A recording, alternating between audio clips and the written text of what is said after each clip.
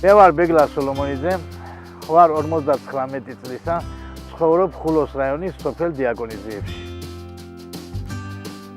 ძალიან დიდხანს ვფიქრობდი, რომ რა გამეკეთებინა ისეთი, რომელიც იქნებოდა შედეგიანი და შემოსავლიანი ხალხისთვისაც, ჩემთვისაც და სოფლისთვისაც. ბიზნეს იდეა გაუჩნდა ჩემშიც. შემომთავაზა გამეკეთებინა ნახევარფაბრიკატების საწარმო, რომელიც ზემო აჭარაში არავის არ ქონდა.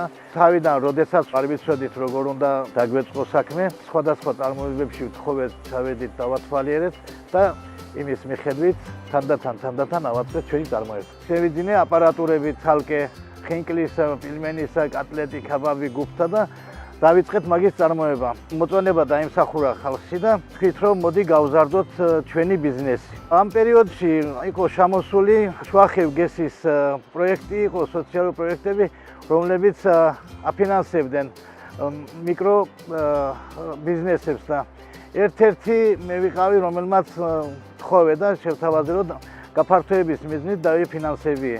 მართლაც 15,000 ლარის ფარგლებში დაგვაფინანსეს. შენობა ცოტა გავაფართოვე, შიგნის რეკონსტრუქციები ჩავატარეთ. ამჟამად ყავს 7 ადამიანი დასაქმებული.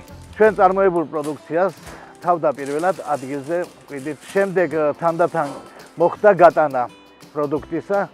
რაიონს გარეთ სოფელში რამოდენიმე წარმოება რომ გაკეთდეს ვინმემ რაღაცა კიდე რომ მოიფიქროს და გააკეთოს, ეს ძალიან წაადგება, სოფელს წაადგება და ხალხს წაადგება.